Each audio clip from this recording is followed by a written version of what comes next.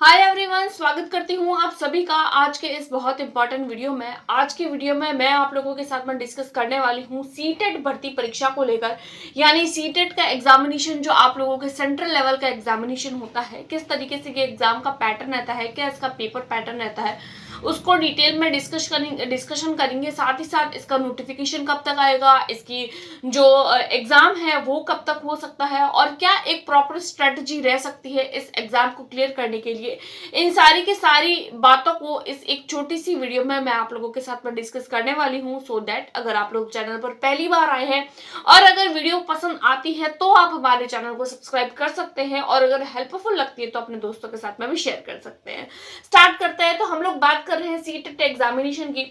सबसे पहले तो अगर मैं बात करूं सीटेट एग्जामिनेशन होता क्या है, तो देखिए सीटेट जो होता है वो आप लोगों के एक सेंट्रल लेवल का एग्जामिनेशन होता है। इस सेंट्रल लेवल की परीक्षा जो होती है ये आप लोगों की एक जो है वो एलिजिबिलिटी क्राइटेरिया का एग्जाम होता है। अगर आप लोग इस एलिजिबिलिटी क्राइटेरिया परीक्षा को पास कर लेते हैं तो आने वाले जो शिक्षक भर्ती होती है जो आप लोगों के सेंट्रल लेवल पर होती है, जैसे आप लोगों के एग्जामिनेशन हो जाता है केवीएस, एनवीएस, ईएमआरएस, डी उसके अलावा कुछ राज्य भी ऐसे हैं जो आप लोगों को एलिजिबल करते हैं आने वाली अपकमिंग भर्ती परीक्षाओं के लिए। सीटेट देने के बाद में आप लोग जो है वो कुछ कुछ भर्ती परीक्षाओं के लिए एलिजिबल हो पाते हैं। 90 नंबर लाने होते हैं अगर आप लोग एज जनरल कैटेगरी है, और 82 मार्क्स लाने होते हैं अगर आप लोग किसी अन्य कैटेगरी से, जैसे कि मान लीजिए अगर आप लोग ओबीसी से है, SC ST कैटेगरी से है, तो आप लोगों को 82 मार्क्स लाने होते हैं। 150 नंबर का आप लोगों की पेपर होता है, नेगेटिव मार्किंग नहीं होती है। अब हम लोग बात कर लेते हैं इसका नोटिफिकेशन कब तक आएगा। बेसिक चीजें मैंने आप लोगों को बता दी, नेगेटिव मार्किंग देखने को नहीं मिलती है। अगर मैं बात करूं इस भर्ती परीक्षा के नोटिफिकेशन की, तो देखिए अगर हम बात करें तो ये जो आप लोगों के एग्जामिनेशन होता है वो एक साल में 2 बार कंडक्ट कराया जाता है। एक आप लोगों के जून जुलाई में चलता है, एक सेशन आप लोगों के दिसंबर और जनवरी में चलता है। और इस बार अगर पर्टिकुलर हम 2024 की बात करें तो 2024 में बहुत अच्छे से एग्जामिनेशन हुए।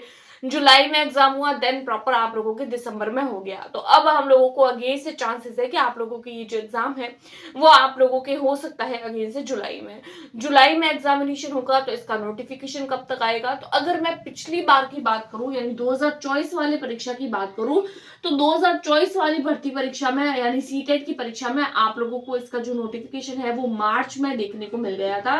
तो कहीं ना कहीं आप लोगों को इस बार भी चांस है कि या फिर तो आप लोगों को मार्च स्टार्टिंग, देखिए मार्च का स्टार्टिंग तो चल ही रहा है, तो कहीं ना कहीं आप लोगों की चांसेस है कि ये जो एग्जाम है, ये जो इसका नोटिफिकेशन है वो आप लोगों को मार्च कंप्लीट मंथ में लगभग जो है वो 15 मार्च के अराउंड आप लोगों को इसका नोटिफिकेशन देखने को मिल सकता है। इसका नोटिफिकेशन आ जाएगा, देन नोटिफिकेशन आएगा, साथ ही साथ आप लोगों को इसके जो एग्जाम फॉर्म फिलिंग की डेट है वो भी आप लोगों को, यानी कि जो एग्जाम के लिए जो फॉर्म फिल करने होते हैं वो उसके लिए आप लोगों को 1 महीने का समय मिलेगा। अगर 15 मार्च के आसपास अगर आप लोगों के नोटिफिकेशन आ जाता है तो आप लोगों को इसका जो एग्जाम जो फॉर्म फिलिंग है वो आप लोगों को अप्रैल में देखने को मिल सकती है। और इसकी जो एग्जाम डेट है वो आप लोगों को, अगर मैं आप लोगों के साथ में शेयर करूं, तो एग्जाम जो है वो आप लोगों के कंडक्ट हो सकता है जुलाई के महीने में, जैसे कि हर बार होता है। तो ये कुछ बेसिक बातें हो जाती है नोटिफिकेशन एग्जाम डेट को लेकर। अब कुछ कैंडिडेट ऐसे भी होंगे जो बिगिनर है, जिनको ये भी नहीं पता है कि भाई सीटेट एग्जामिनेशन किस तरीके से होता है, क्या इसकी स्कीम रहती है, क्या पेपर पैटर्न रहता है। तो देखिए सीटेट की हम लोग बात कर रहे हैं, तो सीटेट का जो पेपर होता है आप लोगों के दिख रहा है आप लोगों को यहाँ से, हाँ जी। सीटेट जो होता है वो आप लोगों के 2 लेवल्स होते हैं, एक होता है आप लोगों का लेवल 1 और दूसरा होता है आप लोगों का लेवल 2। अगर मैं लेवल 1 की बात करूं तो इसमें भी आप लोगों के 5 सब्जेक्ट्स पूछे जाते हैं। पहला आप लोगों के आता है CDP, जिसको हम लोग चाइल्ड डेवलपमेंट एंड पेडागोजी के नाम से जानते हैं। दूसरा आप लोगों का आ जाता है हिंदी, यानी कि आप लोगों के लैंग्वेज 1 छोड़िए, अभी हम लोग बात करते हैं EVS की, जिसको हम लोग एनवायरमेंट स्टडी बोलते हैं। देन आप लोगों का आ जाता है मैथ्स। उसके बाद में आप लोगों के 2 लैंग्वेजेस पूछी जाती है, कोई भी लैंग्वेज आप लोग चूज कर सकते हैं as a language 1, as a language 2। अगर मैं मेरी बात करूं तो मेरा हिंदी और इंग्लिश था, तो आप लोग भी इसमें कोई भी चूज कर सकते हैं, हिंदी, इंग्लिश, गुजराती, पंजाबी, राजस्थानी, उर्दू, सिंधी, कोई भी लैंग्वेज आप लोग चूज कर सकते हैं, संस्कृत। तो अगर मैं बात करूं हिंदी और इंग्लिश लैंग्वेज की, क्योंकि मेरी जो लैंग्वेजेस थी वो यही थी। ठीक है, ये आप लोगों के सब्जेक्ट्स पूछे जाते हैं। उसके बाद में अगर मैं बात करूं लेवल 2 में, तो लेवल 2 में आप लोगों के इसी तरीके से होता है।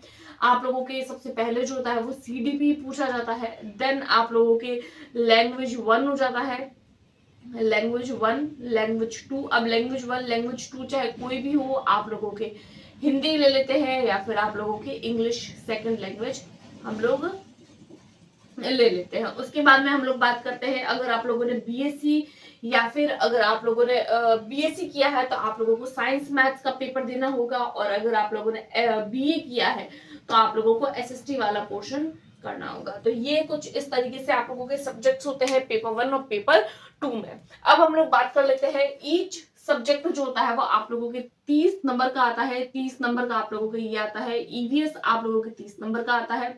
देखिए, अगर मैं सीडीपी की बात करूं तो कंप्लीट आप लोगों के चाइल्ड डेवलपमेंट एंड पेडागोजी पूछी जाती है। बच्चों के रिगार्डिंग कुछ थियरीज होती है, आरटीई हो गया, एनसीएफ हो गया, वो सब आप लोगों को पढ़ना होता है। इंक्लूसिव एजुकेशन, उसके अलावा डिसेबिलिटीज होती है और कुछ थियरीज होती है जीन प्याजे के रिगार्डिंग, एरिक्सन के रिगार्डिंग, और भी बहुत सारे जो ऐसे साइकोलॉजिस्ट है उनके रिगार्डिंग कुछ थियरीज है इंपॉर्टेंट, वो आप लोगों के उसमें से क्वेश्चन बनती है। कुछ एप्लीकेशन बेस्ड होते हैं, कुछ ऐसे होते हैं जो आप लोगों के थॉट बेस्ड होते हैं, एजर्शन रीजन वाले क्वेश्चंस आप लोगों के इसमें बनते हैं। ईवीएस जो होता है वो आप लोगों के 2 पार्ट्स में डिवाइडेड रहता है। एक आप लोगों का जो पार्ट होता है वो पार्ट आप लोगों के कंटेंट वाला हो जाता है। कंटेंट यानी कि जो ईवीएस की बुक होती है उसमें से क्वेश्चन बनते हैं। और सेकंड जो पोर्शन होता है वो आप लोगों के जो पूछा जाता है, इसमें आप लोगों के पेडागोजी यानी कि जो आप लोगों के ईवीएस की जो पेडागोजी है वो आप लोगों से पूछी जाती है।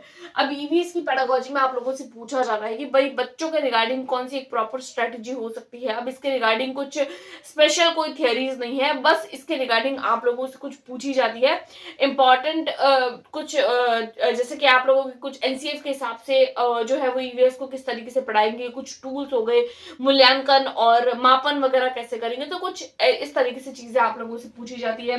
मैथ्स होती है तो वो भी आप लोगों के 30 नंबर की आती है। ये भी आप लोगों के 2 पार्ट्स में डिवाइडेड रहता है। एक होता है आप लोगों के कंटेंट वाला और दूसरा जो पोर्शन होता है वो आप लोगों के पेडागोजिकल पोर्शन होता है।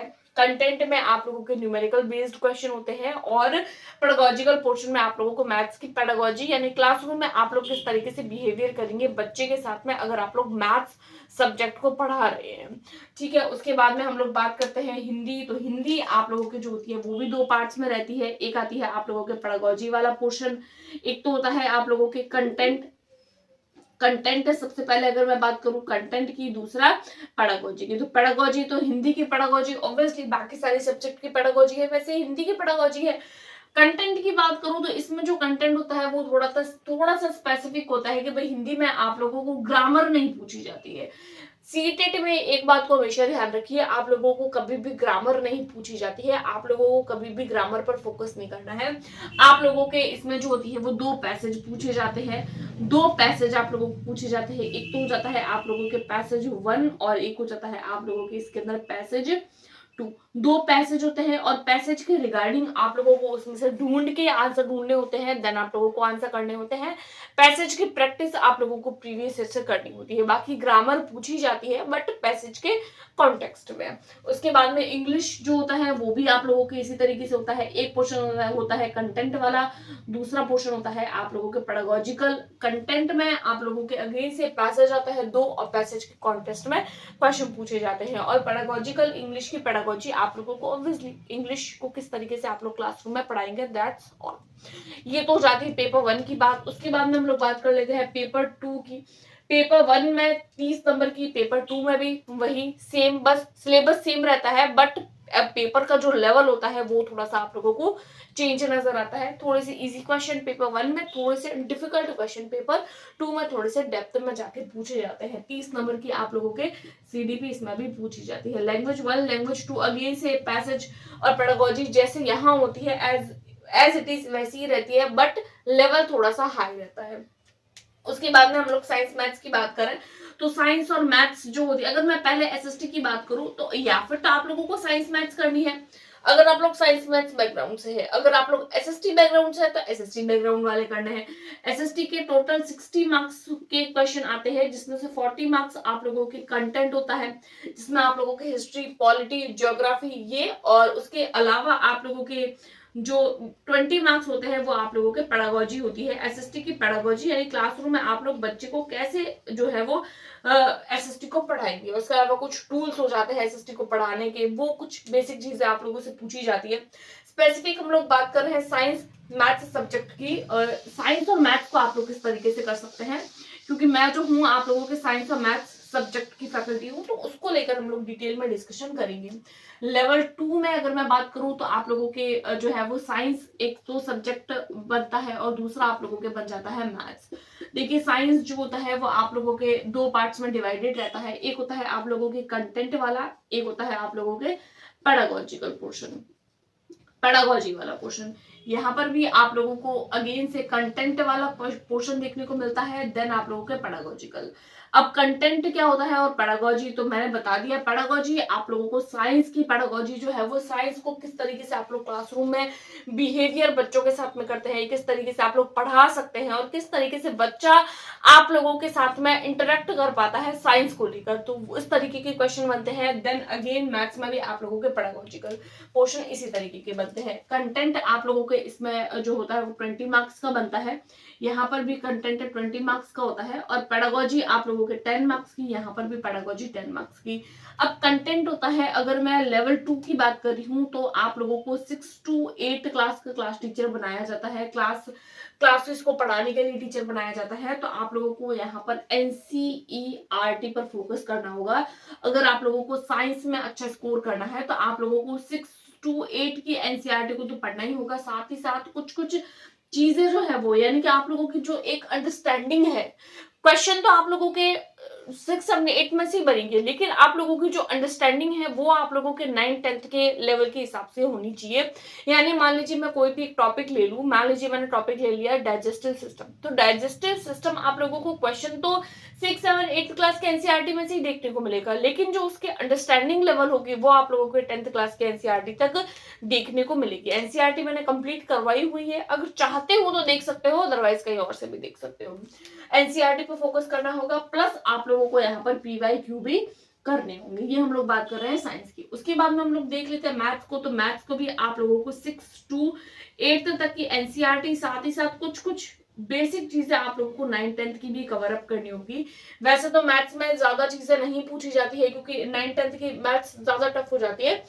क्वेश्चन आप लोगों के 8th तक ही बनेंगे, लेकिन अंडरस्टैंडिंग आप लोगों के 10th लेवल तक की होनी चाहिए। उसके साथ में आप लोगों को यहाँ पर भी मैथ्स में भी एनसीईआरटी प्लस पीवाईक्यू, यहाँ पर ये कुछ चीजों पर आप लोगों को फोकस करना होगा। ये कुछ कुछ बेसिक बातें थी।